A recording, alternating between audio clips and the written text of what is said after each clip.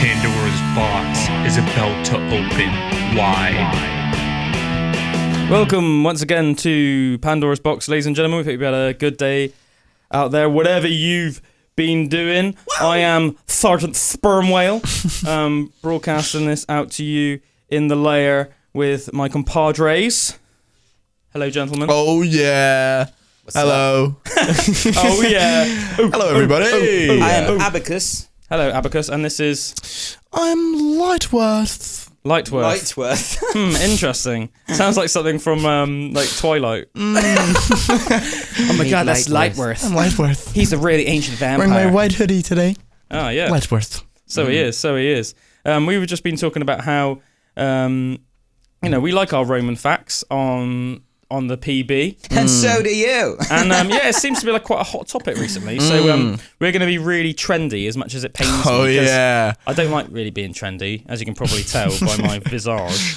But we're going to jump on the bandwagon and get on some Roman facts. But let's face it, we've always liked our Roman facts. We've always said some Roman facts. So I think one of the things that's so cool about the Roman Empire's impact on the UK is just literally how many cities that we still have today were built by the Romans. I think that's quite a fascinating... the beautiful stone. Mm-hmm. Yeah, and I think that people don't even realise how many there were. I mean, obviously, to kick things off, our capital city, London, was founded by the Romans. London, the word itself, is a bastardization of Londinium, which it was a Roman settlement. It wasn't. I don't think it was considered when it was settled, although it's our capital city today. I don't actually think it was considered the most important site in the UK. I might be wrong in that. That's just like something that's the depths of my brain is telling me, something to do with the waterways or something like that. But obviously, after a few hundred years, became sort of like one of the most important sites in the UK, along with York, which was also another Roman founded place. It was originally the Romans called it Eboracum. Oh, okay. Eboracum, yeah. Interesting. And then obviously it quite famously during the Viking period became almost like the Viking capital city. So when there was sort of like Danelaw, as they knew it, sort of like the north of England was basically inhabited by the Vikings. The south of England was inhabited by the Saxons.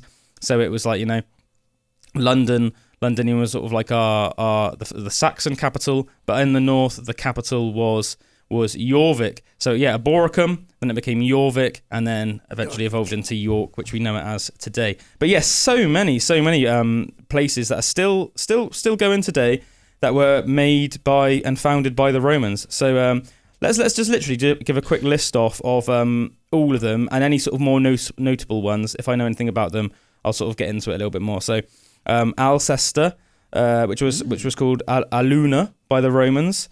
Aldborough, which was founded as Isirium Brigantum. A real famous one, which is very close to us here in Somerset. Obviously, one of probably Somerset's most famous city, Bath. Which was known by the Romans as Aqua Sulis. It was used obviously as it was called Bath. Obviously, there was lots of Roman baths that were made there because they found lots of like hot springs and stuff underneath the city.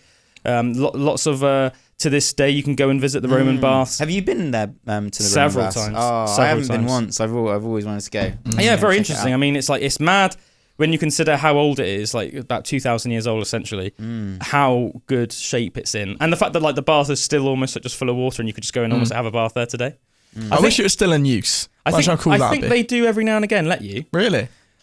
Yeah, it's essentially treated as a museum, but I think every now and again, I can't remember, I don't know if it's like a certain day of the month or if it's just more rarer occasions, but I am pretty sure that every now and again they will let you use it, but it's one of those things where I think it's like a very limited amount of people. Do you know what I mean? And I don't know how you would even... Is it also one of those things where, like, with all of the buildings in the city, are they as they were then, as in like, or were the buildings like built upon the foundations of what it would have been like? I don't know actually how many buildings that are in Bath now are obviously original buildings. I can't imagine that many structures. It definitely would have grown over the years. Yeah, I can't imagine that many structures would be like, because that the same as they stone, were that back then. really like that typical architecture all around Bath looks really Roman. I don't know off the top of my head what type of stone it is in Bath. I mean, I can say obviously certain ones it definitely isn't, but I mean, I'm no mason, I'm no like stone expert, but yeah, it's that very almost like white chalky, isn't it? Sort of stone.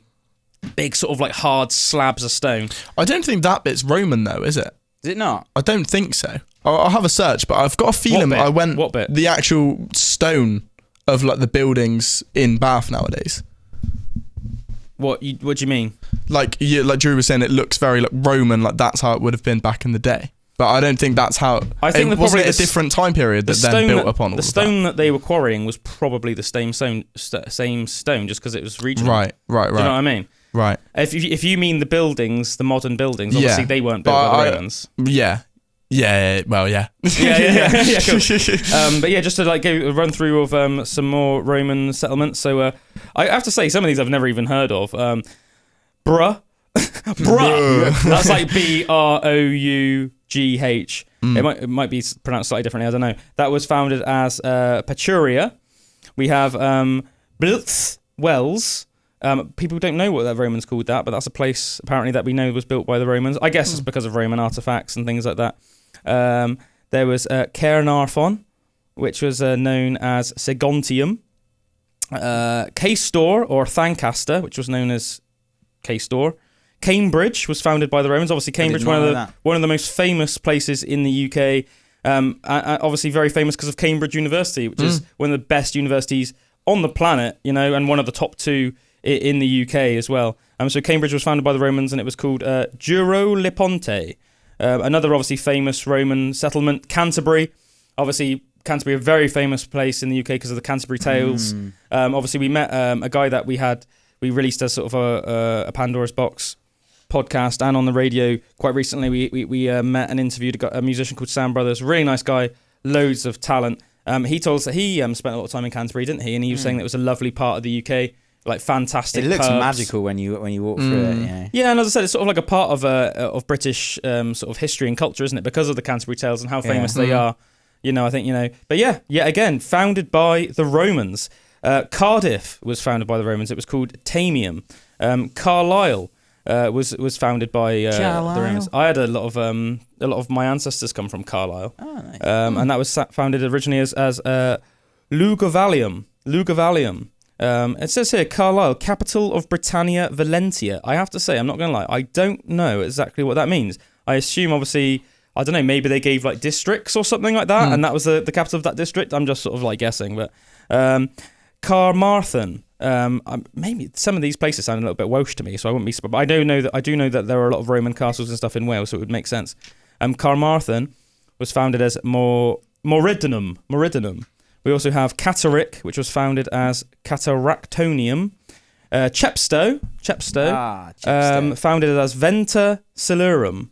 Chester, another quite famous place, was founded as Diva Victrix. Chichester, quite close to us, it was founded as Novio Magus Reginorum. We were Cirencester, lovely place, Cirencester. I've been there lots, or is it Cirencester? Cirencester, I think. Cirencester, you say it, don't you? Yeah. Cirencester, lovely place, quite close to us here in Somerset. Was founded as Coronium Dobanorum. I like the older names. They sound so cool. Yeah. I wish we kept them. Yeah, it would be cool, wouldn't it? I mean, all things, I guess, just evolve with time. But yeah, Cirencester, what a lovely place that is. I know there's a Roman museum there. It's, there's been like quite a few. Actually, we went there with you, didn't we? I was just going to say, oh God, that sounds awesome, but I can't remember it. Yeah, we went there. It was like I think it was like around Christmas time, and it was really cold. I remember we all had like beanies on and like jackets. Is that where I got the where I got the sheepskin? Yeah. And I remember, and then just before we left, we went in a pub, and I had one of the nicest pints of beer I've ever had in my life. And I searched for the brewery afterwards. I just couldn't find it anywhere. So it must have been like a real small... One of those secrets of history. Yeah, like local brewery close to Cirencester, I guess. But yeah, I was really annoyed that I couldn't ever find it. But yeah, that's a lovely place. Yeah, Roman Museum. And it's just a lovely town. They often have markets, really nice like antique shops and things like that, Just a great place. Very, very classy place. Any other noticeable ones? Sorry. Colchester, we have Doncaster, Dorchester, Dunster, Durham, Exeter, Gloucester, Hereford, Ilchester, Leicester, mighty, Lincoln, Lichfield, obviously, London I've already talked about, Manchester, Monmouth, Norwich, Newport, Portsmouth, Rochester, Salisbury, Silchester, St Albans, Whitchurch, Winchester, and Worcester.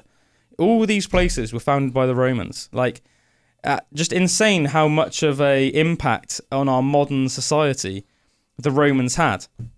I find it fascinating, really. I mean, the Romans had such a massive impact on the world. Like, even us sitting here in the UK, you might think, well, how much of an impact really did the Romans have on us? And it'd be tempting to think that, like, if you were asked on the fly. But the more you look into it, our culture is, to this day, massively influenced by the Romans. If the Roman Empire had never existed, we wouldn't have a lot of our settlements. They'd very certainly have completely different names.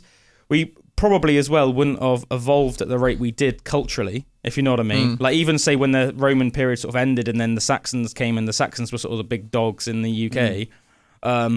It almost seemed like we devolved a little bit at that point. We did a little bit, but we had trade routes and links to Rome. Opened up, yeah. And the reason why, say, the Saxons could read and write, well, they couldn't all do it, obviously the poor ones couldn't, but some Saxons could read and write, but say the Vikings, who essentially genetically were like pretty much the same as the Saxons, they couldn't, was because of the Saxons' links to Rome. Obviously the Saxons also had trade routes going all the way to Rome, and as a result to further other places in the world, much further east. So people in England, even in, say, in like 900, 800 AD, could have had artifacts from Constantinople in their houses, in a modern day Istanbul, which is quite insane, really, to think. Whereas Vikings were very insular until they started the Viking, sort of expansion, and they started dabbling in invading and raiding and stuff like that.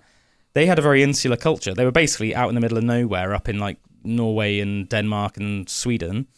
And they didn't really have anything that they didn't make themselves. I mean, I think that's one of the reasons why they became so addicted to raiding, because they would start coming to places like England and France, and they'd be like, "This is so good." There's a lot of good stuff there. Yeah, because you could raid a monastery in like northern England, and you could find like some gold cross with like all these amazing jewels inlaid in all of it. That was made in Rome by some like a mad smith in Rome, probably like 500 years before that event even took place. And the Vikings wouldn't have ever seen anything like it before. They wouldn't have ever seen anything like it before. They would have just been like, this is insane. Some of the precious gems you probably couldn't even mine in the UK or in Scandinavia. So they would have never seen it before. They would have just been like, it would have been like as exciting to them. This is going to sound hilarious analogy, but when you play like a fantasy video game or something and you just can't believe almost how good it is. That must have been what it was like, but in real life. When you find like an amazing sword in like a cave after like defeating a troll or something, or like some mad enemy. Yeah, it must have been like that. Like the quality of the steel was better. All of these amazing artifacts. It must have been mad for like the traders as well, like things like the Silk Road and stuff, and how it would take like 3 years or something to do it there and back to where you started. And just the amount of different things and play, it'd be a whole experience of just going through all of those different places and trading and all that. It's like, it was a very much more long form thing. It wasn't just like, oh, I'm going to pop there like how we are now. We're just like, we'll go anywhere. It was this like years long mission to kind of do it all. Yeah, I mean, it's like sort of, to this day we still have the word sort of like missionary, don't we? If you were like sort of like a missionary, you'd basically devote years and years of your life to go on a, what do they call it? Not pilgrimage. Pilgrimage. Yeah. So you'd go on a pilgrimage, and like and it wasn't even just like, like sometimes literal princes or even kings would sometimes go on pilgrimages, and they would literally walk the trade routes all the way to Rome. So you would say goodbye to like a loved one and went on a pilgrimage to Rome. You wouldn't see them for years. Yeah, and then they would eventually come back. They would almost like go on this like holy quest, and the experiences that you would get from all those different things. Imagine how exciting that would have been as well. Imagine like growing up. Say you grew up where we live now. But imagine it was like, no obviously internet, no television or anything. So you were living in a society if you're lucky, you can read and write, but really it was only the very, very rich and monks that could, right? So you just probably hear tales of these like other amazing places in the world, but you only know your climate, right? So like we obviously are very spoiled. Like we know what a Mediterranean climate is like because we've been to the Mediterranean. We know what we can pop there quite quickly. We can look at pictures of the Sahara Desert. We can look at pictures of like African what do they call, savannas and stuff with all like the elephants and stuff. We know what it looks like in our mind. We can picture in our heads what the Amazon jungle looks like because we've seen it, or the Antarctic. No, these people wouldn't have been able to picture any of this. Do you know what I mean? They might have heard descriptions of some of it, but then imagine going on this quest and you literally catch a boat to wherever they call it to. I imagine it was to it would make sense that it was somewhere like Dover, because I imagine that they were sensible enough still to catch from Dover to Calais, because it's you would probably want to go the shortest route, and they probably figured that out already, because let's face it, in those days as well, it was very dangerous, like going on ships. So imagine that. Imagine, let's just say, I don't know for certain if that's where they would go, but imagine, say, you end up in Calais, right, and it's like freaking 800 AD, 900 AD, and then you essentially, maybe either walk or on like horse and cart all the way to frickin' Rome. Imagine that journey. Imagine the sense of adventure. Yeah, man. And you're coming into these new lands where people don't speak English, or what we now would think of as English, like, Old English. So what they were speaking at the time, the Saxons were speaking at the time. And you're coming across all these like Franks, the people that are modern day French people. And then you're going through all these places, you're walking through maybe Germany, I don't know. And then eventually, through France. Oh, actually, you probably wouldn't have to walk through Germany. Yes, right through southern France and then into Italy. Just would have been insane. And then imagine just standing in Rome as like a guy from Somerset, say, as like a guy from Bath, and just being like, whoa, with like, the Mediterranean climate, the different food, the cultures. There would have been people in Rome probably from all over the world, I imagine. Not all over the world, but a vast percentage of the world. Yeah. Would be absolutely insane. Like what it'd be nice to know journey. just like a year or more of your life is just sorted as well, of just like, that's what I'm doing, you know, just kind of like have this like mission that is such a long one like that, where you're going to be in a different place every day. It's really cool. Yeah, man. Yeah, and almost like not knowing what tomorrow's going to bring, I always think it's mad as well. Obviously, with the sort of the cities came our roads as well, like UK roads, which a lot of them, some of our major roads to this day, were built by the Romans. Yeah. So it's estimated that about 2,000 miles of roads were built by the Romans. That's crazy that we still use today. Yeah, I shared a 2,000. picture. I don't know if you saw it the other day, of the different layers of the A303. So over the thousands of years, like thousands of years going back, you can see each kind of layer what it was in that time period, and it's like so interesting from how long it's actually been there. What's amazing is some of the Roman roads that are still there today were clearly far better built than modern roads. Yeah. I think how many roads in the UK were built within even the last 10 years, constantly having to be potholes filled in and stuff like that. And there are Roman roads that have basically been untouched for like essentially like 1,000 years. I mean, you drive down these roads and every single week there's a new pothole. Yeah, and it's just like, I don't even really get how it happens. But like you say, Roman roads remain just undefeated. It's 2,000 ridiculous. years old, yeah. I mean, so it's interesting. So good. It's they were originally sort of built to sort of carry sort of troops and military supplies, but obviously subsequently provided vital infrastructure for commerce, trade, and transportations of goods all over the UK. It goes on to say here, a considerable number of Roman roads remained in daily use as core trunk roads for centuries after the end of Roman rule in Britain in 410 AD. Some routes are now part of the UK's national road network. Some have been lost or are of archaeological and historical interest only. Crazy, isn't it? After the Romans departed, systematic construction of paved highways in the United Kingdom did not resume until the early 18th century. That is another amazing thing. So think, the Roman roads were built about 2,000 years ago. Systematic construction of paved highways in the UK did not resume until the 18th century. That's essentially a couple of hundred years ago. Don't you think that's mental? Yeah. The Romans would ridiculous. The Romans built our roads 2,000 years ago, and it wasn't until about 200 years ago that what were then the British people were essentially how we are now the British people. We should add to it a bit. Yeah. We're just crazy. That's crazy. It's mental. I mean, think 200 years ago, essentially, if you were lucky, you'd have a horse, and if you say wanted to journey somewhere, you would go down essentially it was like a beaten path. Yeah. But it wasn't like a proper road. It was like a beaten path. It was like essentially the grass had stopped growing because so many people were walking. Yeah. It's like mad. Absolutely crazy. I think, the Romans, were, in some ways, they're a controversial people because obviously they did a lot of bad, as well as a lot of good in the world. But I think that's natural with human nature. And I think there's never been a group of people, a civilization, that you can't only done good. Yeah. Do you know what I mean? I mean, we're human beings. I mean, is there a single human being in the world that's only ever done good? Of course not. I think the Romans are fascinating, and as I said, they certainly did some atrocities and were certainly barbaric in some ways. Whether you're thinking about the gladiatorial arenas or they certainly enslaved a lot of people and killed a lot of people. But they also brought a lot of good stuff to the world. Here's a question for you, right? And this, to be honest, this is the trend. Yeah. I said to you, this is like a rising trend at the moment. This question is the trend, right? And the question is, how often would you say you think of the Roman Empire? For me, I'd probably say daily.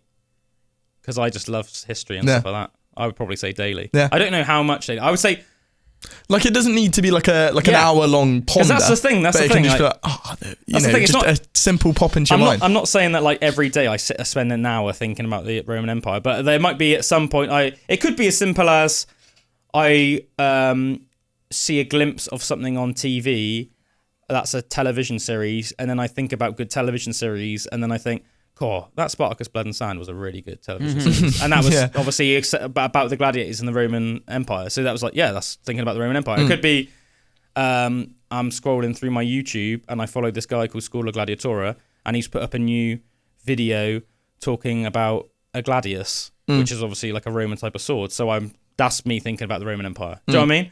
Like, I mean, it could be, I think probably almost daily. Yeah. And I think it obviously would just vary on the day how much time is devoted to that. But I would say daily almost. Yeah. What about you, Drew? I wouldn't consciously ponder the Roman Empire that much, but I think it's in popular culture. It's still quite prevalent, so I'll come across it quite a lot. Like so then.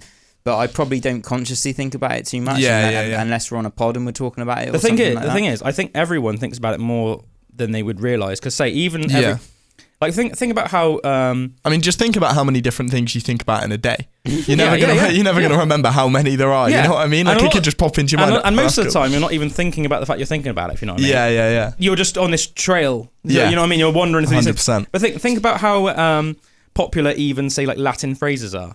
Well, Latin was the Roman language. So think about how popular phrases like memento mori, veni vidi vici. Yeah, Invictus Manio, veni vidi vici. Do you know what I mean? There's like so many Latin phrases which are really, really famous.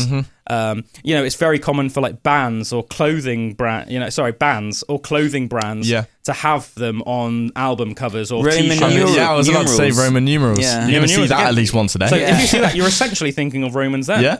So it's like really, it's like the possibilities. It's hard to avoid. It's hard. It's almost like it's hard to avoid those Romans. They're still living out in our culture today. It's good. They really have like beaten time. Like it's weird. Like we were saying with their roads, they beat time with their roads, and now they still beat time with their presence. I suppose everyone still thinks about them, and that's almost what the trend became. Is that everyone thinks about them like.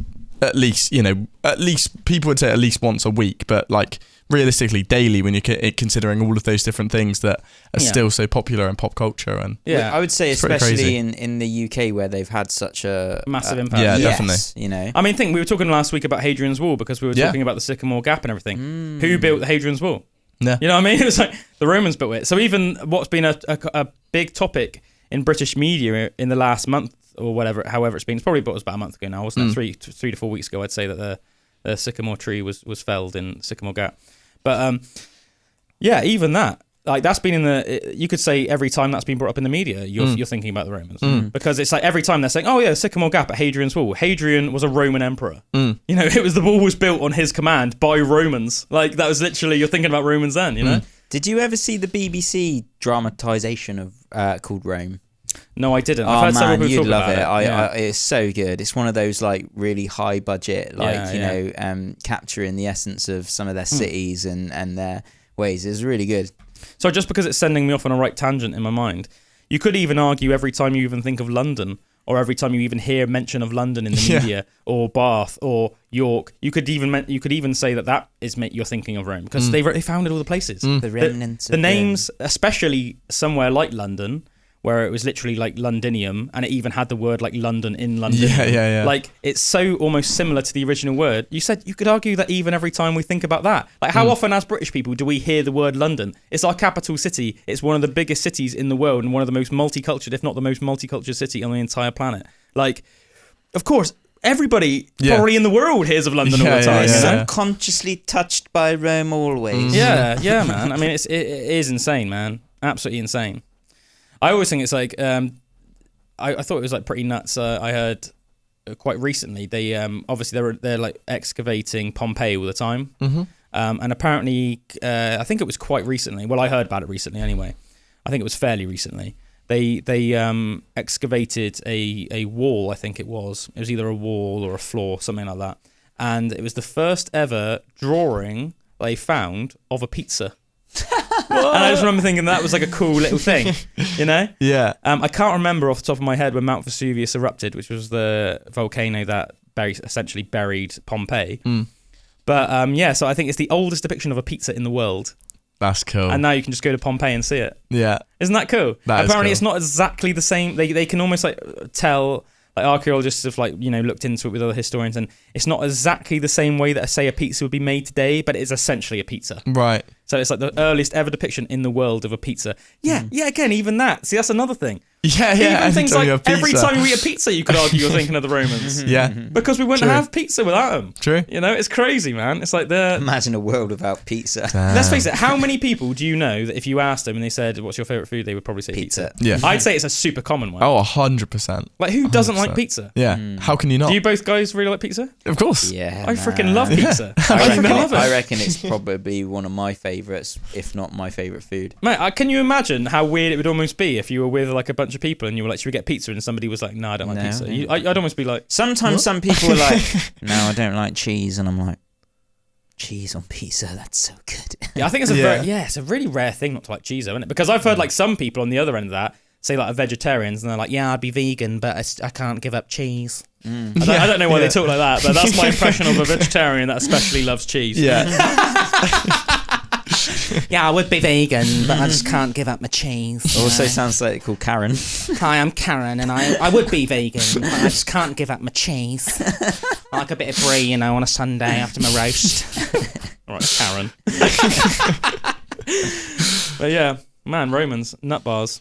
I do think it's mad as well. Like, imagine being, imagine living in like a Roman settlement. So let's just say Rome, because obviously the Colosseum is the most famous gladiatorial ring. Imagine being like just a normal everyday person in Rome, and the same way that people go to football matches, rugby matches, cricket matches, boxing matches today.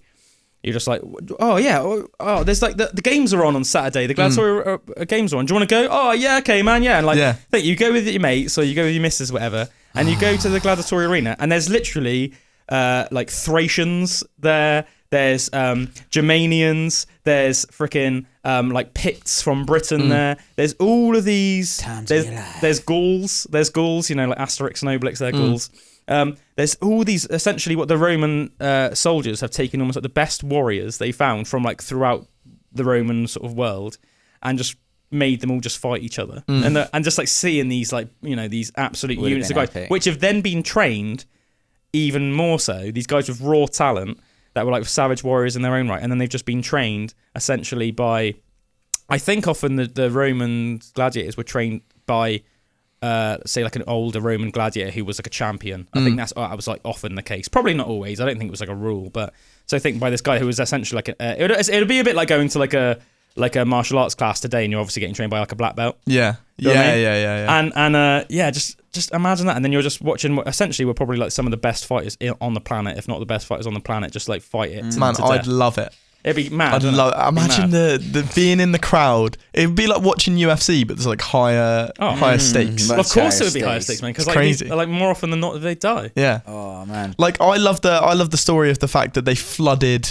the Colosseum and then had naval battles, had warships fighting each other. I'm not sure if that's a fact, but there's lots of evidence that makes archaeologists think that might be the case. That's just crazy, isn't There's it? like lots of things about the Colosseum which point towards the fact that it might have had things in place that would have allowed them to flood I thought it was like Julius Caesar's, like he had a celebration or something for some reason, right? And because of that was when they had the huge naval battle between boats in the Colosseum. Yeah, I'm not gonna lie, I don't know loads specifically about the subject. I know that I watched a documentary on it a long time ago, like probably about 10 years ago, and the whole almost like subject of the documentary was like, was the Colosseum used for that or not? And it was like one of those like pros and cons things. And right. You know, people that are against it will argue it would have almost been like impossible even with these seats. But then the people are saying, well, why would these? There are things that we can still observe in the Colosseum which will almost be pointless if they weren't using it to put water in there. You know, to essentially stop the water from draining out. And I can't remember what the end result was or what people think today, because it might have advanced. They might know for sure or not nowadays. They might know for sure, and that's why you think it's a fact. I don't know. But it's something worth looking into anyway. Can you go inside the Colosseum? Yeah, I think so. Is that something you can do? That's something that I've always like of all the places I want to go in the world. I think that is one of the things I want to see the most. I went the Colosseum. I went in the Gladiatorial Arena in Pompeii. Yeah. Yeah. I remember it. Was that like massive as well? It was pretty massive, man. Yeah. It was pretty damn massive, yeah. And it was almost like a mad. I remember like I sort of knelt down and I picked up some of the sort of like dirty. It was almost like sandy dirt. It's hard to describe. Do you know what I mean? It wasn't sand, but it's almost, when it's like that. It's not like UK mud. Yeah. It's almost like the same color as sand, and it's almost like a bit more like grainy than our sort of mud. And I remember just putting it through my hands, and I almost wanted to do it because I thought like a gladiator's could have like walked on this, or like a gladiator's like blood could have been on this or something. And I almost wanted to like almost like soak it in because it was one of those almost like, without sounding real cringe and cheesy, it almost feels almost like a little bit like spiritual or something when you're in a place like that, because like men have like fought to the death there, and like the stakes were so high, you're literally fighting for your life. And like, how many men do you think died, say, in the Pompeii Arena? Like hundreds, if not thousands. Probably, thousands. Yeah, at least you would think. probably thousands. Yeah. If you're being extremely conservative, you could say the upper hundreds, but let's face it, more likely thousands of people fighting to the death. And that is in itself almost like that residual, again, sounding a bit cringe, residual almost like energy from that. You know what I mean? Just knowing that so many people died in this one place. And like the physical energy of like fighting with every ounce of your being to the death, and not even fellow gladiators. Often we know that they would bring in lions. I was going to say, the hunts or tigers, and then they would pit you against. There's a type of lion that is now extinct, and basically the Romans made it extinct because they brought them to Rome so much to fight in the gladiatorial arenas. Whoa. So that's how often they did it. That's mad. There's a whole subspecies of lion which is literally extinct. That's actually crazy. I'll find out the exact name of the lion. What lion did the Romans make go extinct? I think it's crazy as well that they used to stage hunts where they would find like exotic animals. So they would have had like, I'm reading here, like crocodiles, giraffes, hyenas, like animals that these elephants, animals that people wouldn't have actually naturally seen, would have just been in the Roman Colosseum for people to go run about and kill. It's crazy. It's crazy. Like the fact they would stage big hunts with like huge, I imagine like decor of trees and shrubbery. So it'd almost be like you are out in Africa hunting these animals, and then there's just a huge giraffe that you've got to like fight. Crazy, It's funny as well, because let's face it, right? It's really cruel. And nowadays, rightfully so, obviously, you wouldn't ever find anything like that. I mean, I'm sure there are places like illegal black marketplaces in the world where you can probably pay some dodgy ass man to like go into some weird giant basement somewhere and watch like a lion fight a bear or something. I'm sure there's like the odd case of it in the world, but let's face it, on like a global scale, there's no like first world country on the planet that would be considered okay, and rightfully so. But let's face it, right? You can't say it's not fascinating. No.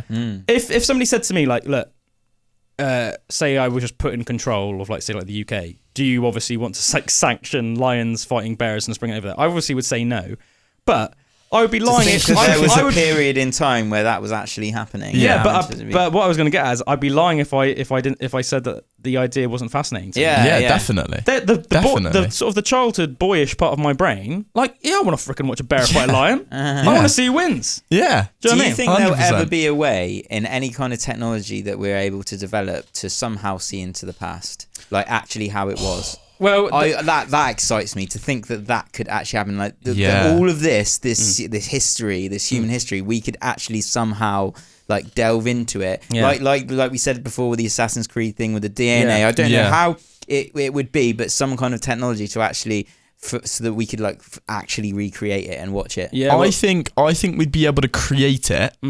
So it was like our creation of what we know it was like. I don't know if we could ever actually look at it, if you know what I mean. There is actually like almost like a scientific sort of explanation of, explanation is probably not the best word. There are accounts of people throughout history that have described events which are now sort of universally called time slips. And the way that science doesn't say, oh yes, 100% this happened, but science say like theoretically it could. We look at time as linear. Because of the way that our lives are, and because, let's face it, our brains are designed in a way to make us understand the environment as easy as possible. So it's very easy for us to understand time in a linear way, but it's not necessarily linear. It just seems linear to us. So the idea is that with a time slip, what scientists call like a time slip, is that you could almost like accidentally see a part of time that you weren't in. And there are literally accounts of this happening. Like people have like reported. There was a famous one. I've seen pictures as well where there's like people that look like they're in the wrong time and stuff. Yeah. I think they're probably less credible. I have to say, I think they are probably less credible. I think it would be a lot easier to say like one with a guy with a phone or something in like a really old picture. I think that things like that are probably a little bit more explainable. But I do think that some accounts are fascinating. There's a real famous one that happened in Liverpool. Let me just quickly find the exact event and we can talk about it a little bit. It was Bold Street, Liverpool, right? So this is an account of a time slip, which is a very, very famous one that happened in the UK. Bold Street, Liverpool. Let's quickly find out some more information about this. Imagine if this was something, like you say, that we managed to harness. Yeah, this is what I mean. Like, imagine if it happens... then there must be a reason why it happens, and if we found out what that reason was, we'd be able to back engineer it. Like, you know. So this is the legend of the Bold Street time slip, right? So have we got it so people can watch on this? Yeah. Right. So for people listening on the radio, we also put Pandora's Box out on YouTube and Spotify. If you want to see what we're bringing up, because we put the video out on YouTube and Spotify, then go on Pandora's Box podcast on YouTube or Spotify. Look us up. Give us a follow, and then you can watch the videos as well, because we bring up some pictures and stuff sometimes to help explain what we're talking about. So I've got a picture up here of Bold Street, and one of the pictures on the right-hand side looks almost like Victorian-era Bold Street, and on the left, sort of modern-day Bold Street. So this is the story. Bold Street, Liverpool is famous for its vibrant atmosphere, eclectic mix of shops, cafes, and restaurants, and also its intriguing urban legend involving a time slip. The Bold Street time slip is a fascinating urban legend that has captured the imagination of locals and visitors alike in Liverpool. This peculiar phenomenon suggests the existence of a mysterious time portal on Bold Street. According to the legend, individuals have reported experiencing inexplicable time shifts while walking along Bold Street. They claim to have been momentarily transported to a different era, where the surroundings, architecture, and even the people appear to belong to a bygone time. Stories of the Bold Street time slip vary, with some claim to have travelled back to the Victorian era, while others report being transported back to the 1950s or 60s. Witnesses describe encountering vintage cars, period clothing, and retro storefronts, creating a surreal and disorientating experience. Legend has it that in the 1990s, a woman had a strange experience while walking down Bold Street. As she was strolling along the street, she suddenly felt a strange sensation and noticed that the surroundings had changed dramatically. The street was now filled with old-fashioned shops, horse-drawn carriages, and people dressed in Victorian attire. I love that. Astonished, she found herself transported back in time. According to her account, she interacted with the people she encountered on this apparent journey to the past. She described speaking to shopkeepers and passers-by who seemed unfazed by her modern appearance. And eventually, after some time had passed, the woman suddenly found herself back in the present day, standing on the same spot on Bold Street. News of her supposed time split spread, and Bold Street gained a reputation for its mysterious occurrence. People became fascinated by the idea that the street could be a gateway to another time. Some individuals claimed to have had similar experiences, while others remained sceptical or viewed it as an urban legend. The Bold Street time slip story has captured the imagination of locals and visitors alike, adding an element of intrigue to the street's character. It has become part of the street's folklore, attracting curious individuals who hope to witness or experience the alleged time slip phenomenon themselves. While many regard the time slip as a captivating tale, there is no concrete scientific evidence to support the existence of such a phenomenon. The accounts are primarily based on personal anecdotes and urban legends. However, the story continues to be passed down through generations and adds an element of mystique to Bold Street's identity. I do think the reason that obviously made me think of that, well, obviously because of what you said, but that is just one example that sprung to mind. There are obviously sort of accounts similar all over the world. I remember we spoke about one on Mystery Mondays, and it was about the woman who, and it was like there was what was during it? the French Revolution. Yeah, she saw. Didn't she think she saw Marie Antoinette or something yes, like that? Yeah. that was it. And it was actually in those grounds. I can't remember she lived, but she didn't know she lived there, and she went into like one of her houses that was her actual residence at the time and stuff. Wasn't it that like ridiculously famous like palace in France? What was it called? Like the Versailles, Palace of Versailles. The Palace of Versailles. It might have been the Palace of Versailles. Yeah, Palace of Versailles. I think it was. Yeah, crazy. But so that's another account. There are several others as well. But I mean, who knows what to make of these things?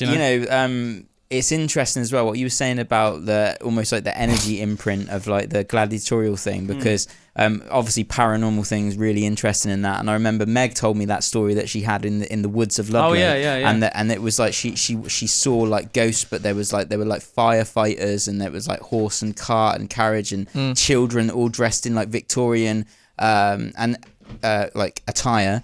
And there was this massive fire there that had happened like hundreds of years before, and it was like a well-known like thing after when they researched into it, like this huge fire that had pretty much wiped out the whole village. And it was almost like they were like experiencing that, like memory of that in the land, you know. It's like, man, my mum had one cool. really similar, like within the I would say within the last year. I'd say, I don't know exactly how long ago it was, but yeah, and apparently she was literally just like, she was looking after my daughter Evie.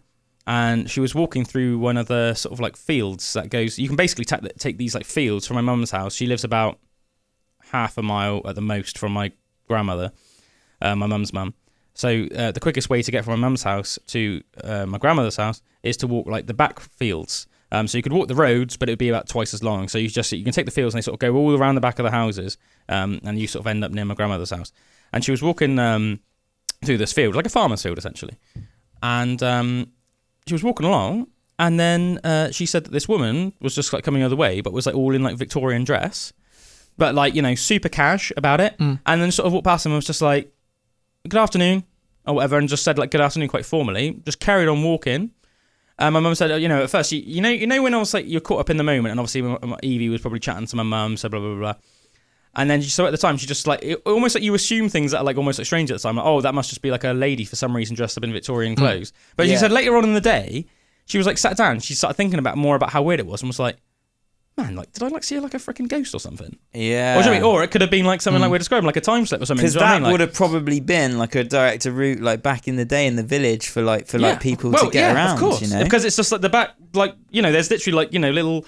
You know, like little tiny wooden bridges over over streams and stuff. So it would have been like a common route, I imagine, for hundreds and hundreds of years. So yeah, and she said the more she like sat down and thought about it, she was like, man, it seemed like strange, and it was the way that the lady, like, you'd think almost like, I understand that not everyone would do this because like not everyone's so chatty, and some people might almost feel a bit embarrassed or something, or self-conscious, so just almost like walk past really quickly. But I think a lot of people would be like, oh yeah, like I'm dressed up because I'm doing like the village play or something like that. Yeah. Not just be like, we're almost like really stern in this Victorian clothes, like looking all immaculate, and just be like, good afternoon. And then like walk past. So, I mean, like, it's almost like a bit odd. I think that's something I'd like to do at some point. You know, you said you want to like dress up as Bigfoot. I'll dress up as like a little Victorian child and just walk around. Good evening, sir. I like how it's a little Victorian child, not a Victorian man, a little Victorian child. You're going to dress up as Tiny Tim. Yeah, which would be quite. I feel like I'd have to shrink myself a little bit. Can I have some more? Yeah. I would do the full voice and everything, and then I'd like run away as soon as they turn away as well. So then they turn back and I'd be gone. Like, what? I wonder if anyone's done that, like just fully dressed up like that and just pretended and really it would just be tried fun. stuck to it for 100%. ages. Yeah, 100%. I saw a clip the other day of a supposed, quote unquote, supposed Bigfoot sighting somewhere in America. I can't remember what it was. Did you see that? No, but this sounds funny. But it looks like that suit from like Harry and the Hendersons. Right. Remember that like American sitcom where like basically like a Bigfoot like lived with a family?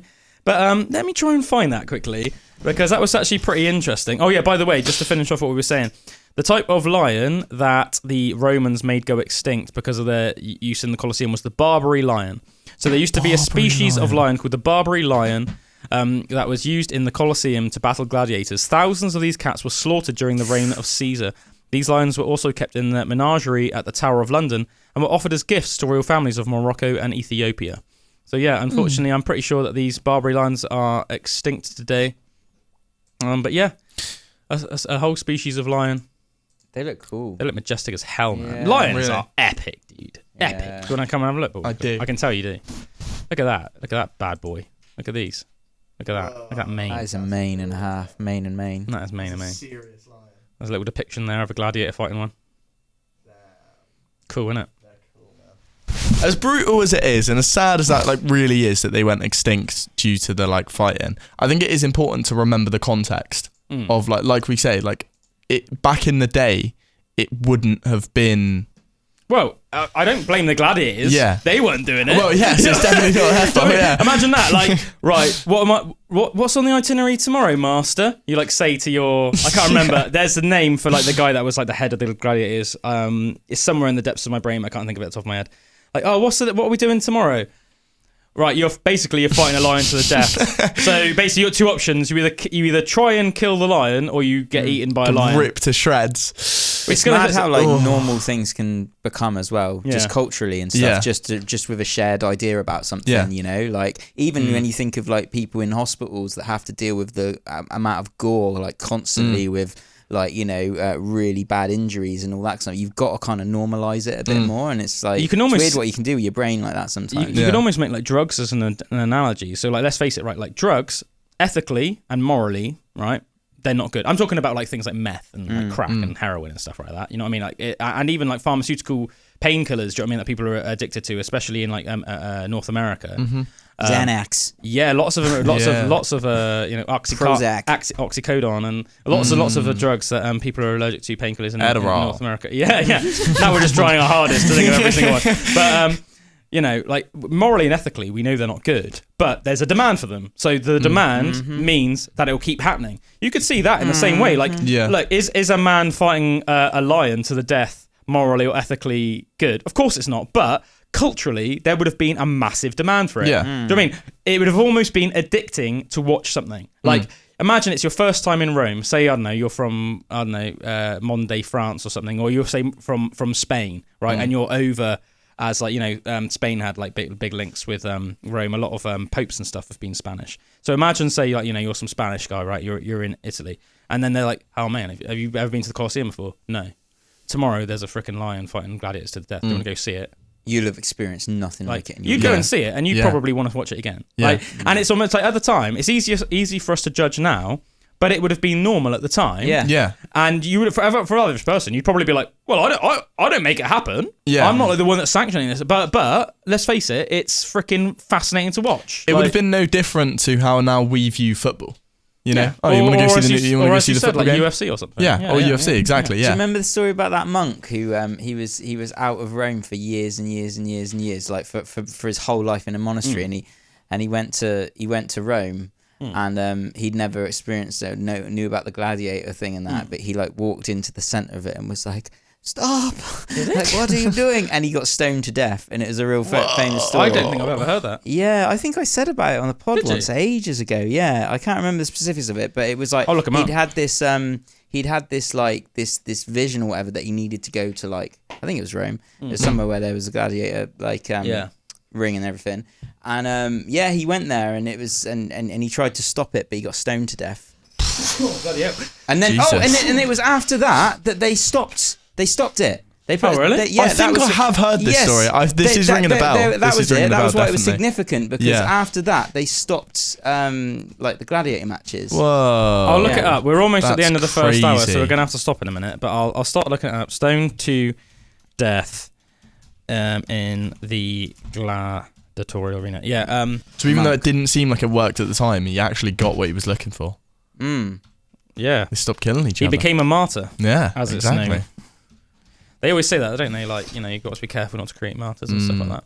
Saint Telemachus that's it. was a monk who, according to the church historian Theodoret, tried to stop a gladiatorial fight in Rome in a Roman amphitheatre and was stoned to death by the crowd. So we'll look into that a little bit more in the second hour, guys, but we've come to the end of the first hour. Thanks for chilling with us on Pandora's Box today. Oh, yeah. Got a little bit of music for you, and then we'll be back. You're not in Kansas anymore. You're on Pandora, ladies and gentlemen. Respect that fact every second of every day. If there is a hell, you might want to go there for some R&R after a tour on Pandora. You've got to obey the rules. Pandora rules.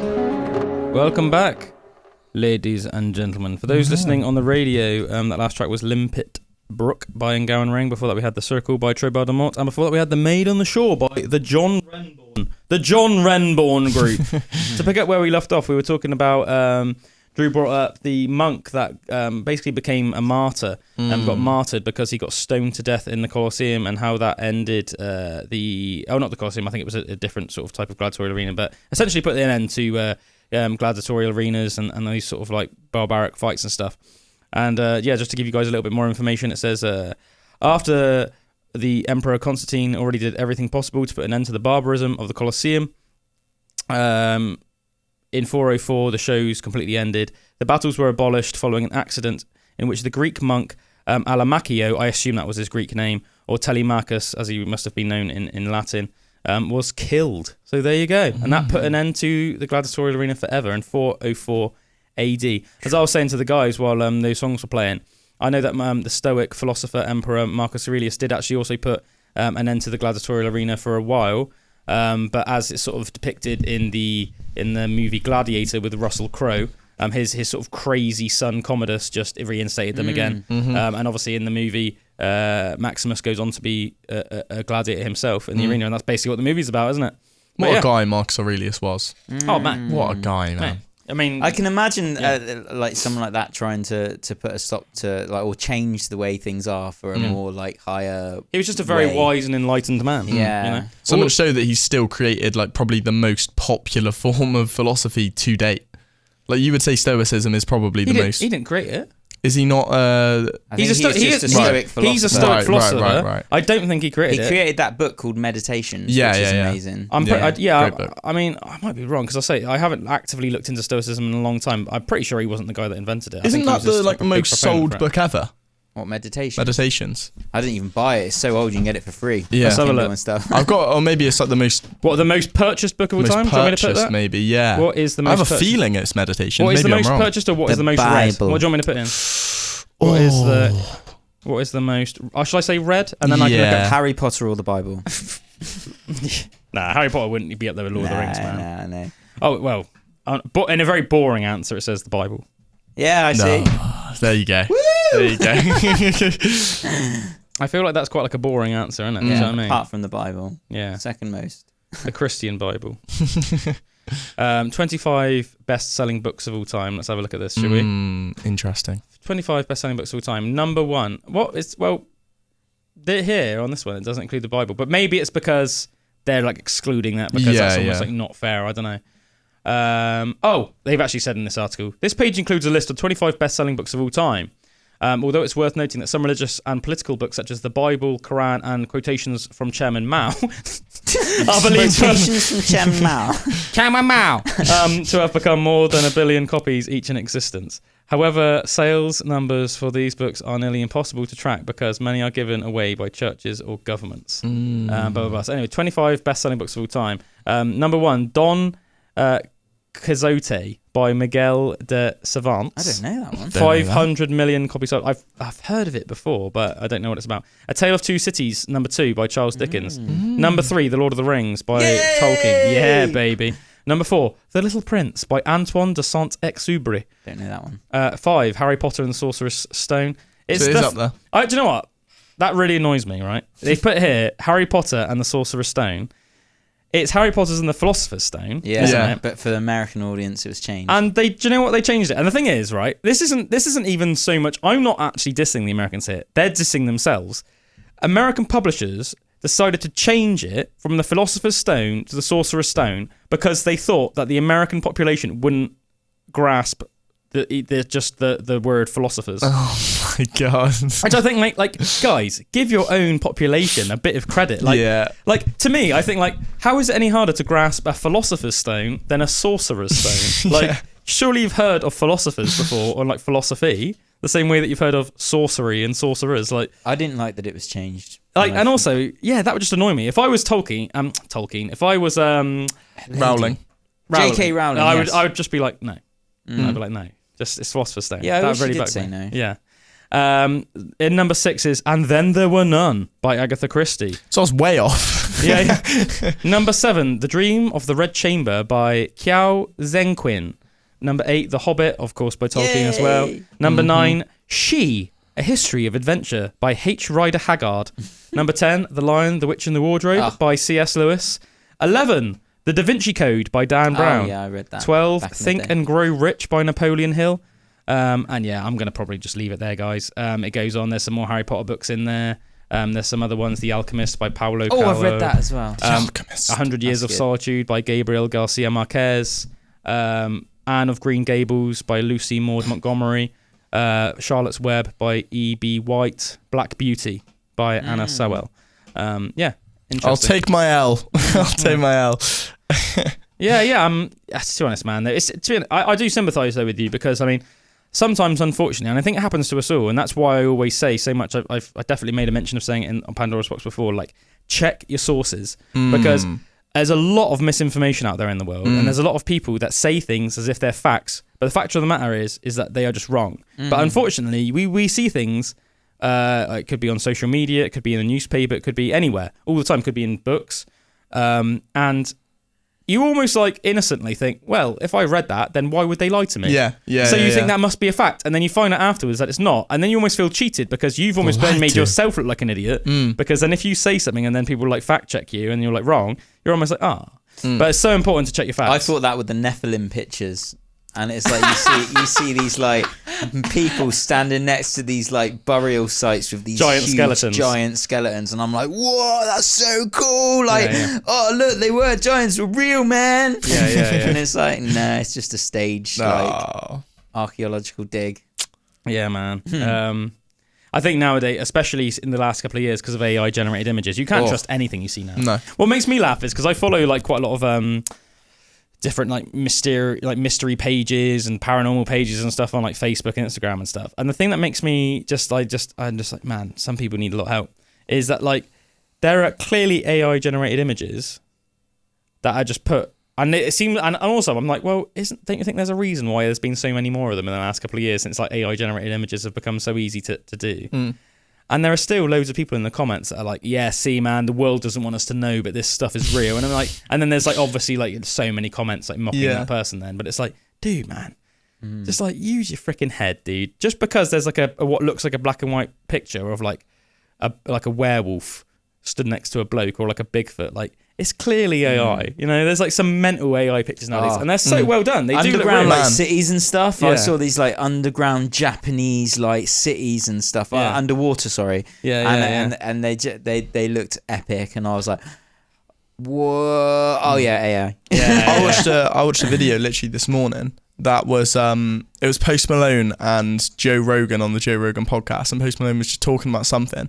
But it was like a conversation that I was sat thinking, there's no way this is real. Yeah. Like the conversation they were having. And I looked in the comments and everyone was saying, is this AI? And legit, it's gotten to the point now where there is no way to tell. Like, because I was watching it, it could have been real, but everyone's thinking, that's surely not real, because AI just is that good nowadays. Deep fake, CGI, it's ridiculous at this point. Like, yeah, it's it crazy. is mad. You literally almost like can't believe anything now. I find that in some ways it's almost like it bugs me a bit. Oh, it bugs me a lot, man. I think, and this is one thing that I've almost like pondered myself in the last couple of years. I feel like, especially at first, but still a lot now, I feel like a lot of people think that things like social media and everybody having a voice and stuff is like liberating. The more that time goes on, the more I see it actually as more of just like a hindrance to society rather than a positive. Like, don't get me wrong, I don't think that only certain people should have a monopoly on what is said and things like that. But I think in the past, it wasn't even necessary that there was a monopoly on what could be said. Like, anybody could potentially, say, become a best-selling author, like a great author. But it was almost like you had to earn it. You had to be actually literate enough and actually know enough about a subject to write a book about it, and then people could use their own brains to think if it was worth reading. If it was, it would end up getting bought a lot of copies, and then you would become a well-known author. Whereas today, any old person can spew any old rubbish, and then unfortunately a lot of people will then just adopt that. And I almost see it as a little bit like, I don't know, like going into a nursery and giving like a load of kids guns and saying like, well, the military are allowed guns, why can't these people? And it's almost like, well, that's because the kids like are just going to just shoot everyone. Yeah. Because they're not even going to know what it's doing. I know that's like a bit of like a weird and extreme analogy, But do you know what I'm saying? I'm talking about in terms of like damage to society. Yeah. That my obviously analogy was a very almost like literal and extreme one. But it's almost like what you're getting as a result of it is a lot of very confused people, a lot of people that are convinced that they are right about subjects that they literally could not be more wrong about. You know, and it's creating almost like division. It's creating like ignorance. It's creating like a lot of things which are just like becoming more growing issues in society. You know, you know, like self-promoted gurus on social media that people have massive followings, and I don't really see them as any different than like a Charles Manson type character. Yeah, they're not trying to get their occultists, you know, their cultists to kill people, so obviously that's better than Charles Manson. But it's still that thing of like, well, why do these people just loyally follow this? Like, can they not see that he is not only insane, but essentially like his life philosophy is like not one that you want to be following. But whether it's charisma, I mean, look at Adolf Hitler. You know, he was a master propaganda. Whether it's like the charisma, they're good at propaganda, even though they're full of rubbish. It's like they have obviously found a way to get a large following, and it's just, I don't know, man. I just think it can be dangerous. It can be dangerous to the people, and a lot of the times, mainly to the people that are actually following them. You know, I just think it's. I don't even know how I got onto that subject. We need a truth barometer. Yeah. A truth barometer that's. I do think it's really good on like Twitter, for example, now that they have community notes. Yeah. I think that was a really good addition. Like any post you see, people can add notes that are literally will then be attached to the post. So if someone just spews out rubbish, instantly you'll just have a little note attached to it saying, "This isn't real. Don't believe this." Like, and then citing a source which proves that's the case. I think that is a really good thing to like help stop the spread of misinformation. Yeah, I think stuff like that is really good because it's like, so quote your source. And then check your sources. Because it'll be like, well, what's your source? I don't know, Frederick Downberry. And then you can look up Frederick Downberry, and then you might just he's a real dinkle. And then it's just like, and then it could be article after article of like how basically he's a con man, how he's an idiot, and then you're like, okay, well, now I know in the future probably not to listen to anything this guy says. If it's like, oh yeah, this person is full of integrity. He was like a scholar of Harvard, and all of his contemporaries and his professors speak nothing but highly of him. Say he was the most freaking clever guy in his class. You know, he's an honest guy. He was the top of his class. You're like, well, this is clearly a guy worth listening to. Yeah. Not only has he's proved in his life that not only is he a genius, but he's actually full of integrity and honesty. Yeah. So I can, like, you know, you should always use your brain, and I don't think you should ever follow somebody like a sheep. But you know that is a person worth listening to at least. Yeah. Rather than certain people who like, don't even bother listening to him. And I think it's kind of ties into exactly what you were saying a second ago. Like you're giving people the responsibility of trust to use this and not be a sheep, but there are a lot of people that shouldn't be given that responsibility because they will just latch on to whatever is thrown in front of them, no matter what it is. They're just going to latch on and go, this is now how I think, this is what I follow, you know. And the more people that latch onto that, the bigger it's going to grow, because I think as soon as you build a following, it almost promotes more people to join that following instantly. Yeah, we were talking a bit about that yesterday, weren't we? Because we were saying, me and Bullwinkle were having a chat about how, you know, with social media, how it works is, you know, it can be like, say, it can be quite hard to say get like 1,000 followers. But once you've got 1,000 followers, it's a lot easier to get 2,000 and then 3,000 and 4,000 and then it's almost like a lot of people say, if they go on a page and they see that person's got thousands of followers, then more likely just instant because they'll credibility, think that person's must have something worth reading or worth seeing. Whereas if you go on and they've only got 20 followers, you're like, nah, I'm going to follow them. It's almost like a weird thing, isn't it? And I think, to be fair, I think we probably are all guilty of it. But you need to remember, like, well, that person that say has 500,000 followers on Instagram once only had 0. You know what I mean? So it's like, you've got to give people a break. You know what I mean? Just, you know, because people are at different levels in their journey, aren't they? You know, people are at different, you know, if somebody's only just downloaded Instagram, of course they're not going to have 500,000 followers. Yeah. Do you know what I mean? I mean, you might do if you're like freaking, I don't know, like The Rock. But that's because you're already like, so famous, you know? It's like the self-integrity is one of the most important things about it, like almost, because like I was listening to someone talking about like censorship and stuff in America and what's going on in that and how it's actually in the Bill of Rights, the kind of like about the freedom institution, of speech, you know, freedom of speech and everything, and how important that is, not just to protect truth, but obviously to protect people's just right to say what they want to say and everything. So I almost don't think it's like the people, because people can be idiots, like you say. There can be these like people that are like, but I almost don't think like they should be like censored or something like that. But it's just, it's like the people. I don't think that people should be censored. No, like the people that It's more are the platform. following them. It's more the platform. But like the people that are following them, like it's their own integrity of knowing not to follow them. Do you know what I mean? Like we have the like everyone within us has the choice to either listen to someone or not listen to them. And I know some people can be more easily influenced and stuff like that. Yeah. But I think it's their responsibility in themselves to like not the person that's like sprouting stuff and that, because as soon as like even platforms start like censoring people and stuff, or saying they can't have a platform here. Yeah. I think that's almost like a dangerous like game. Yeah, I think it is, and I say it's not necessarily. I'm like a massive, obviously, proponent for freedom of speech.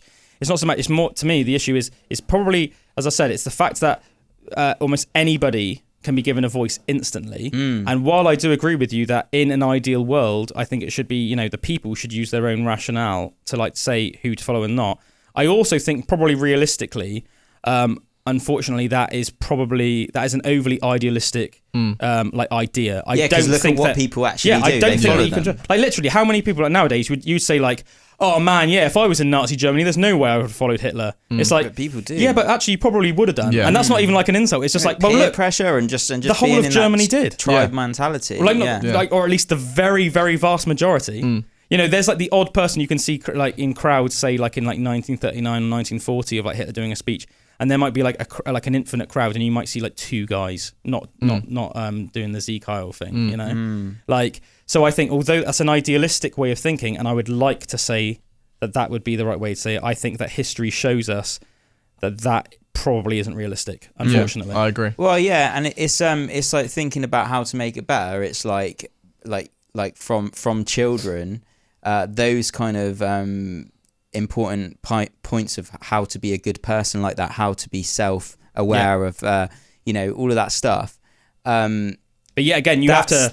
That's where the aim should be in like changing. Yeah, but people to grow up to be more people that will be able to rationalize and will be able to not just like have to follow like sheep. Yeah, again though, in that instance, you have to hope that child has a stable family. Yeah, exactly. This is what I mean. It's like, what's the root of it? Yet again, unfortunately, although that would be nice, society is the fact of the matter is that is just often not the case. No. And lots of children grow up in broken homes. Lots of children don't have a dad or a mum. Obviously, more often not a dad. Some of them, for whatever reason, might not have an extended family at all. So unfortunately, they're almost like going through life blind, essentially. Yeah. They haven't had because of the way everything is set up. They haven't had the privilege of having, parents to show them the way. They haven't had grandparents to help show them the way. They haven't had that person almost like holding your hands and leading you down the path. So as a result, you can easily go astray. Have the other person leading them down the garden path. Yeah. So unfortunately, as I say, it's a bit like with the thing before. I think it's like it's nice to think that that's the case, but I just think it's not realistic. That's why I think it's really good with people like Robert Kennedy and stuff now, like what he's trying to implement, like if he becomes the president and stuff, like what he says he'd be trying. It seems to be like such drastic changes in society to how it is now that could start setting the gear in the right motion for those changes to start I definitely happening. think he's got definitely good philosophies in terms of him saying that he wants to almost like lead by example and stuff like that. I mean, I think that's basically the gist. The medical industry, I think all of that stuff, corporations. The gist of his message is almost like leading by example, I think, and he wants America to almost like lead by example and almost like to show, okay, this is a force for good in the world with decent intentions rather than necessarily beating down people through force or other means. And I think that is 100%. That's a great way to. That's a great life philosophy to have. What I was going to just add on to it quickly. Do you think part of it is that historically and presently, a lot of sinister forces are going to be the ones that are more likely to almost shove stuff down their throat and actually force you to follow them, whereas a lot of people that are actually the right ways to go and these more enlightened characters aren't doing that because they understand people need to make their own choices. 100%, and that's just part of my like big issue with it. Do you know what I mean? Part of my big problem with it, it's sketchy times, man. And I feel like it's almost a bit like the Wild West at the moment. I think that like say like 1900 era Britain, say it was like 1900 in Britain, not everybody necessarily would have had an instant voice. Everybody, if you really wanted to put the work in, could have had a chance to become an author and then get your thoughts and ideas out to the world. And as I said, if you had anything worth listening to, then I'm sure you would have ended up becoming a success. Anybody could, you could decide to go down a career path of your choosing. Like today, obviously some people were born less fortunate than others. That's always going to be the case. That just is always going to be the case, regardless of what country you're in. So that's unfortunately just a part of life. But as I said, I think it was almost like, in a way, it was almost like society was more filtered, and it wasn't filtered in a way to pull the wool over people's eyes. I feel like it was put like that to make life, to give clarity to people, so that as, say, like a young person, you grew up with a goal, knowing things that were a bit more fact checked, and you could grow up into a well-rounded, confident sort of human being. And not just that, as a culture, as a society, you would then almost be more united. And if you're a united society, then you're going to flourish as a society. If everyone's at each other's throats because every man and his dog has a different ideology, because everyone follows some different guru on Instagram who's telling them this is the way you should live your life, and then your mate saying, no, this is the way you should live your life, you're going to sort of be at each other's throats. Because it's a little bit like that old religious thing. It's a bit like the Crusades. Well, the Christians think the Holy Land's theirs, so they're trying to kill everyone. Well, the fucking Muslims are saying that the Holy Land's theirs, and they're trying to kill everyone. Well, they know that they're right, but they know that they're right. So, you're just going to just all going to be enemies? Like, do you know what I mean? Just all just going to kill each other? Like, okay. Because all of you are right, okay. Like, it's dodgy times, man. I say the world was a simpler place back in the day, but I think that's enough heaviness for today, because I say some of these philosophical texts, I think they're good, but I think, sometimes, I think for the people like listening, although it's good food for thought, I think, it's nice to keep it light as well and stuff like that. So I think some interesting facts. Let's bring back some interesting facts. At some point, could I do some interesting Roman facts? Yeah, man, 100%. We'll bring it full circle back to the Roman thing in a little bit, but got some interesting facts that I'd never heard before until quite recently, which I thought would be quite interesting to share. Did you know that on the 12th of November 1833, there was a meteor shower so intense that it was possible to see up to 100,000 meteors crossing the sky every hour. At the time, many people thought it was the end of the world. Did you say 100,000? Yeah. That's crazy. On the 12th of November, 1833. I remember there was another mad astrological event that happened apparently during Saxon times. I can't remember when. It was sometime around 800 AD in the UK. And I can't remember exactly what caused it. Turned everything red or something. Turned the sky red. Yeah, I heard. And I can't remember for how long, but it was like for a long time, man. And yeah, people thought that it was like maybe the end of the world. Yeah. And apparently for like, and it wasn't like, do you know what I mean? It wasn't even just like during the day. It was like basically night and day ended for a little while. And it was just, the sky was just red all the time. Can you imagine? Like, it's crazy. It'd be scary now. Yeah. And that's even with like, like that's when religion was more shoved down your throat as well. Yeah, you'd think, oh my god, it's the devil, man. Yeah, or the god's trying to come and smite me, dude. That's crazy. Did you guys hear that? Hear this about how you're going to be able to get a degree in witchcraft? I did see this. Cool. This is cool. Yeah, so it goes on to say that in the ancient city of Exeter, obviously in England, 3 women were hanged for practicing witchcraft in the late 17th century, the last of such executions in England. Now merely a short walk from where the hangings occurred, the University of Exeter will offer a postgraduate degree in magic and occult science, which the school says is the first of its kind at a British university. Professor Emily Selove, the head of the new programme and associate professor in medieval Arabic literature, said the idea for the degree, which will be offered starting in September 2024, came out of the recent surge in interest in the history of witchcraft and a desire to create a space where research on magic could be studied across academic fields. Coursework will include the study of Western dragons in law, literature and art, archaeology theory, the depiction of women in the Middle Ages, the practice of deception and illusion, and the philosophy of psychedelics. Through the lenses of Jewish, Christian and Islamic traditions, lecturers will explore how magic has influenced society and science. That's got to be one of the most interesting courses you could take. I do think it's amazingly interesting, and I definitely think it'd be real fun, especially for like people that have grown up, say, loving things like Harry Potter. The idea that you could almost like actually go to a university and get like a frickin' degree in witchcraft is insane. I have to say though, like on the sort of the more like to bring sort of like cons as well as pros, what are you really going to do with that? Like, do you know what I mean? Like you're dedicating all this time to that and like going all this student debt. I mean, to be fair, I'm not saying that you can't. I'm just saying like, what can you do with that? It's a question. Like, you could probably get sorry, just before you say, you could probably get like a job at like a museum maybe. I know there's a museum in Cornwall which is like a museum of witchcraft or something. I don't know if you guys have heard of that. You might be able to get like a cool job there or something. But yeah, you're probably pretty limited. Yeah. But sorry, go on, what you're saying. What do you reckon? Because you have to get like results in certain things to actually get into a university. What do you reckon the requirements would be to get into that course? A keen interest in magic. Yeah, because normally it would be like, oh, you need to pass like maths with this level. Maybe history or something. Yeah, by the sound of things, if it said that it's like historical stuff. you know, well, says like the things that they will be researching. Course will include study of Western dragons in lore. So you'd have to have a knowledge of mythology in history, literature and art. So probably like good English, maybe art, archaeology theory, history. Depiction of women in the Middle Ages, again that's history. Practice of deception and illusion, that's interesting. Maybe like psychology, things like that. Philosophy of psychedelics, philosophy. Interesting. So it's like quite all spread apart, isn't it? All interesting subjects. Yeah, definitely. In my mind, definitely. This sort of leads on from that. This is another interesting fact. Apparently, if people wonder why witches are often depicted wearing pointy hats. Apparently, what it stems from is in the Middle Ages in England, women apparently did most of the beer brewing, both at home and to pick up cash at market stalls. And they often wore conical hats to attract customers. Obviously, say you're at a market in the Medieval Ages, let's face it, women in general are a bit shorter than men. They want to attract customers. There's there's hundreds of people around. You want to sort of stick out. So they would wear big conical hats to make them stick out. And they would stir their brews, their beer, in cauldrons. Whoa, that's so cool. And they would also keep cats around so that the local mice and rats wouldn't start going, biting through the grain bags and start getting all the grain and stuff like that. And then it said that with the arrival of the Reformation in the early 16th century, often came the witch hunts. Seeing an opportunity to cut down on their competition, also male brewers began accusing their female peers of being on the dark side, which forevermore linked witches to pointy hats, cauldron, and black cats. And also an interesting point to this very day in Britain, the vast majority of brewers are men. So it's almost like put off women for life. Well, not for life, for history. Yeah.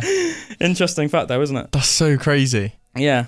So cool. Another cool history fact. Did you know that the largest fossilized poo ever found belongs to a sick Viking in the 19th century and is today being valued at $39,000. So you can buy the giant poo for $39,000. It's the large poo, officially known as the Lloyd's Bank coprolite.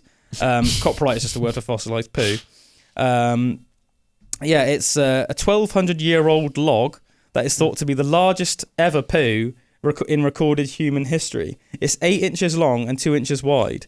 And it was a specimen discovered in York in northwest England in 1972 by construction workers during the building of a Lloyd's TSB branch in an area once ruled by Norse warriors.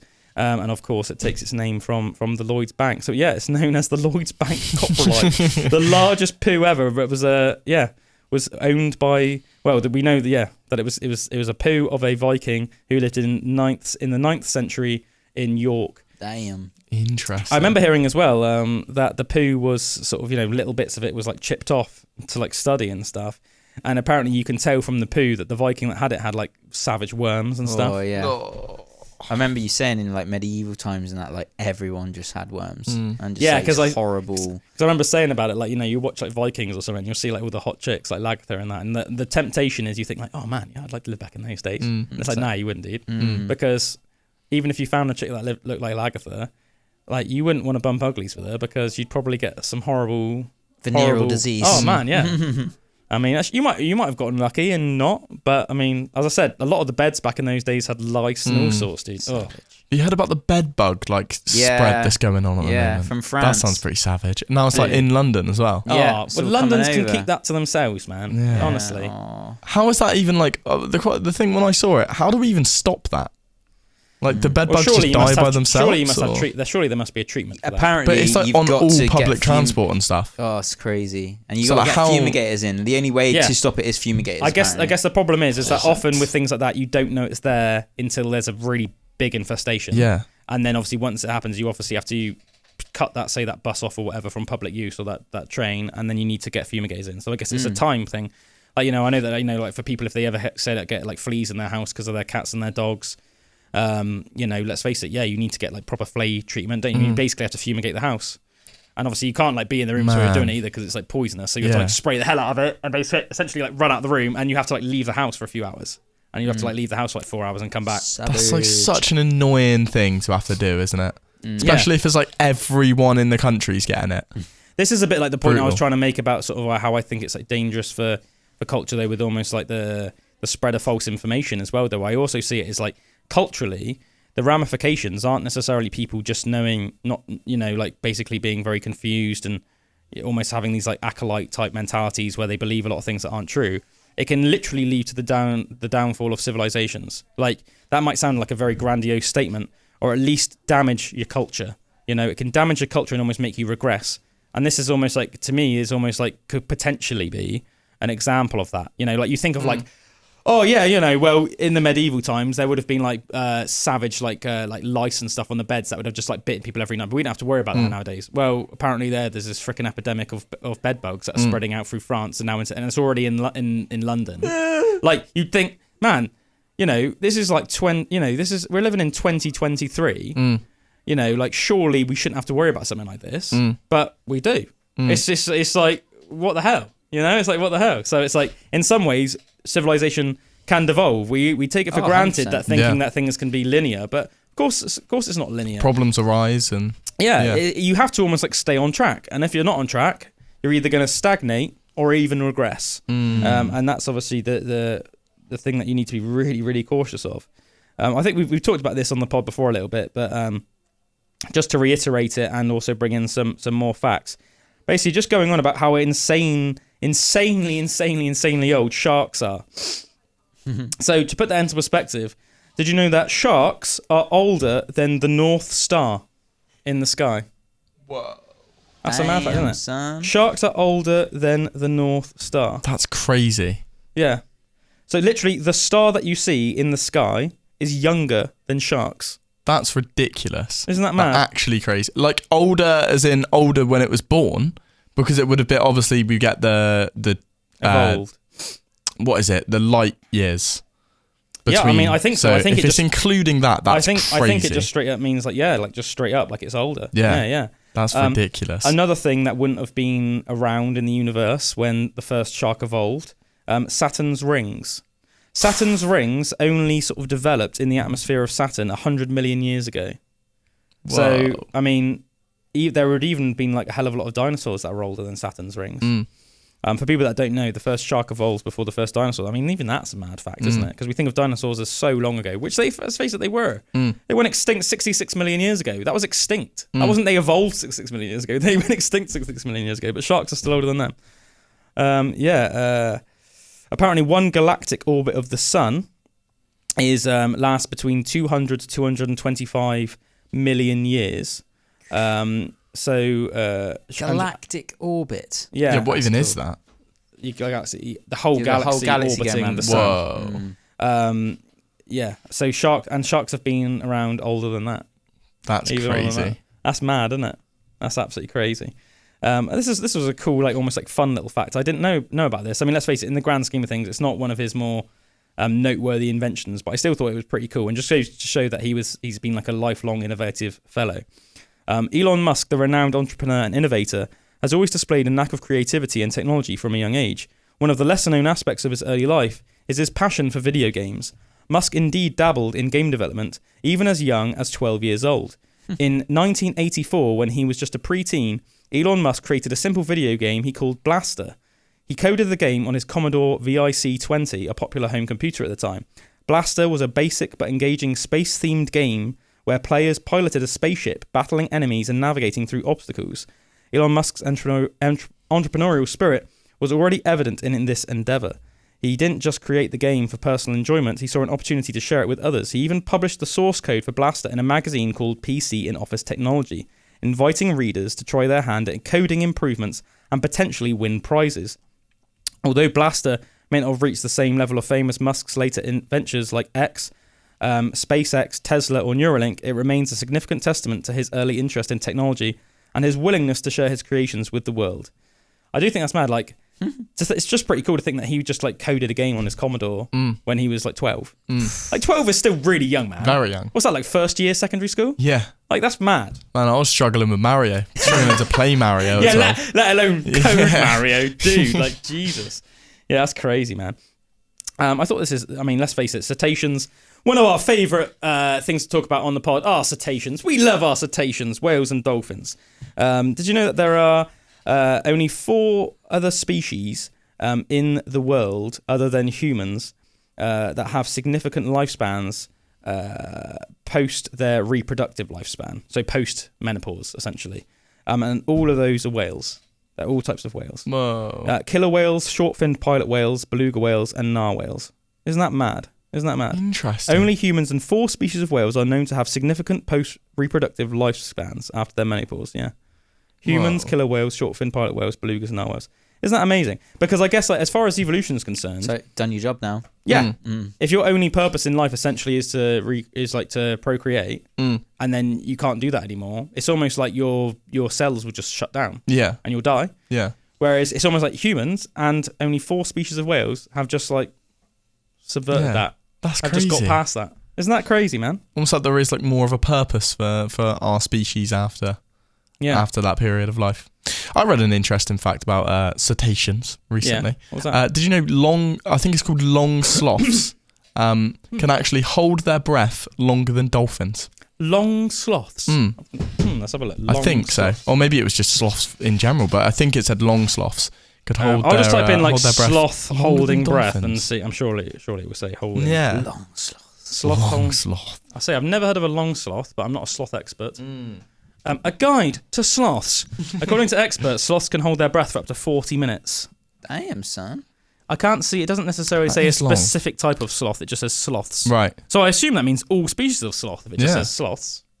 I wonder if there is like one out there that is just like can hold it for like days. That's weird You know, as well, that'd be considering cool. I don't think they spend much time in the water. No. So that's I almost wouldn't like a have thought that either. fascinating adaptation. Like usually, It's got real bad apnea and a real. yeah. Usually you have to like animals will spend time in an environment and then adapt to it. Like we've talked about with like horses and their hooves and stuff before, about how they didn't used to have hooves. Yeah, so that's a very interesting fact, isn't it? This is a interesting fact. I mean, I've been a massive proponent of this for a long time, obviously, but new review study shows that the health benefits of weight training are underappreciated. This is a great new review on the health effects of strength and endurance training. Endurance training typically gets most of the credit for health benefits of exercise, so running, things like that. But strength training can, in many respects, elicit similar health benefits. Goes on to say, the researchers say the health benefits of weight training are underappreciated. They describe the following benefits of weightlifting: healthy aging, improved mobility and functionality for the elderly and sick, greater cognitive function, improved survival from cancer, better metabolic health, impact of resistance training on metabolic health. If you do a little bit of weight training, you can prevent the decline of muscle mass.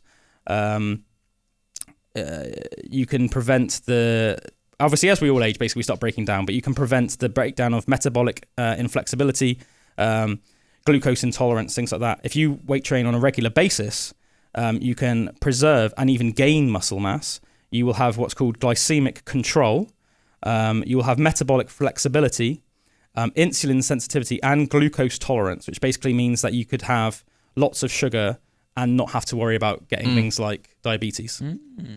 Together, these improve morbidity and mortality independent of endurance exercise. So independent, so even if you didn't do like things like running. But then it goes on to say, obviously, that doesn't mean that one is necessarily better than the other. It's just saying that at the moment in scientific literature, endurance exercise is usually, it's treated like it's better, a lot better than weight training than it really is. Do you know what I mean? And as the more evidence is coming out, it's showing that they are both actually about equal. So, if somebody was, say, overweight or had health conditions, your GP might say, try and go out for a walk a bit more. But you could say, try and go out for a walk a little bit more and maybe buy some cheap dumbbells and just, try and find like a nice little routine online or something that you can do at home, Be like a better than just saying just go out for a walk. Yeah, endurance and strength training are both great for your health and offer partially unique health benefits. The researchers argue that weight training be placed at the forefront of physical activity guidelines alongside aerobic training. Nice. So that's a nice little one. So yeah, pick up your dumbbells, guys. Mm-hmm. Get doing those push-ups. Bullwinkle, did you want to talk about some Roman facts that you found? Some Roman facts, bringing it full circle. Yeah. This was just off an interesting post I saw. I thought some of these were really, really good facts and stuff we'd talk about. So I'll start with this. Did you know that the Roman Emperor Caligula loved his horse named Incitatus so much I did know this, that he gave him a marble stool, an ivory manger, a jewelled collar, and even a house. Yeah, he was nuts, man. Yeah, Caligula also allegedly planned to make his trusty steed consul before his assassination. How hilarious is that? Was it Caligula that waged war on Poseidon or Jupiter, as he would have known it, and got him to try, and then he ordered his armies to go down to the beach and stab the water. Really? Yeah, it was either like Nero or Caligula or something like that. It was one of the crazy Roman emperors. Yeah. I'll quickly try and find out who that was. Have you got another fact you can say while I look it up? Yeah. Did you know that Roman women used lead-based cosmetics, which was harmful to their health and contributed to some health issues? I think even a lot of their drains were lead. Really? Were made from lead. So I think you would say like the water that came out of your end, out of your end, mate, out of your bum, would have been poisonous. Oh my God. It's like, what's that colour green that used arsenic? Oh yeah. And it just the killer green. Everyone. It's just known as the killer green. The killer green, yeah. Did you know this one's quite cool? This is something that if I was to think of ancient Rome, I wouldn't think of this. Ancient Rome used to be covered in graffiti, just like today. Usually their graffiti was scratched into the stone and not painted on with colour. You can see that in Pompeii. If you go to Pompeii, there's lots of graffiti on the walls. Yeah, lots of graffiti. That's so cool, isn't it? Like that makes it feel. When you think of like ancient Rome, you don't think of it being that kind of modern city with like graffiti everywhere, but it still would have been. Like that makes it almost feel more like realistic you go to Bristol imagine. And you just like see like a load, or like when you're on a train and you come out of the train station, there's always like loads of graffiti on the walls. It was Caligula, by the way. Caligula, the mad emperor who declared war on the sea. Yeah, that's hilarious. What a nuts guy. So good. Did you know that tradition has it Rome had 7 kings before it became a republic? The last, Tarquin the Proud. Tarquin the Proud. He sounds like a nerd, man. Doesn't he? Nerd. He was disposed in 509 BC in a revolt led by the Lucius Junius Brutus, the founder of the Roman Republic, and now elected consuls would rule. The Romans love a good revolt. Yeah. Yeah. Oh, yeah, we don't like our leader. Let's just kill him. Let's just off him. Do you know more about that? Because I have heard before that it was like 7 kings, but how does that work? No, I mean, I just know that the founding of Rome in mythology was that Romulus and Remus were like brought up by a wolf. And that's like in Roman mythology, the start of Rome was that Romulus and Remus were 2 brothers that were raised by a wolf, and Rome gets its name from Romulus.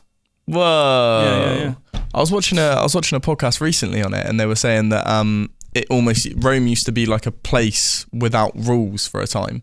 So it was like everyone would just go there to like escape law and escape their punishments, and at one point it would have just been like this bunch of like bandits that would have lived in Rome. Yeah, I'm sure.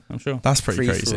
I mean, during obviously the heyday of the Greeks and stuff, I mean, obviously there was no Roman emperor or there wasn't even like Rome. I don't know what the settlement of Rome was called at the time. As I said, I know it was called Rome because of Romulus. So the orgies must have been insane, man. Yeah, man. Some of those Roman cases. Yeah, for sure. Well, I mean, watch Spartacus, everyone. Watch Spartacus, and you'll see plenty. Yeah. Did you know that the nephew and heir of Julius Caesar, Roman Emperor Augustus, had an estimated net worth? Actually, guess what his net worth was? What, in like modern money? Yeah. I don't know, like 8 billion. What's your guess, Drew? 12 billion. 4.6 trillion. Whoa! Trillion dollars. That's ridiculous. That's nice, man. That's literally just like came to the end of the pod, so that's a nice way to round it up. Literally, on the final note, I heard an interesting thing recently that was basically saying about how, a lot of us think about how the Roman Empire came to an end, and it did in terms of its militaristic sort of campaigns and stuff. But a lot of people are saying, in terms of their wealth and anything, they didn't really lose anything. The majority of the wealth that was attained by the Roman Empire conquering all of the civilizations that they did is pretty much all still in the Vatican. Whoa. The Vatican to this day is one of the wealthiest places on the planet, even though it's a tiny place. and pretty much in the vaults of the Vatican is pretty much all of the stuff that was stolen by the Roman Empire to this day. Whoa, Isn't that fascinating? that's crazy. And on that note, folks, thanks for joining us for another Pandora's Box. We've enjoyed it this evening. We shall see you next week. Until then, have a lovely week, ladies and gentlemen. Oh yeah. Bye bye. Cheerio.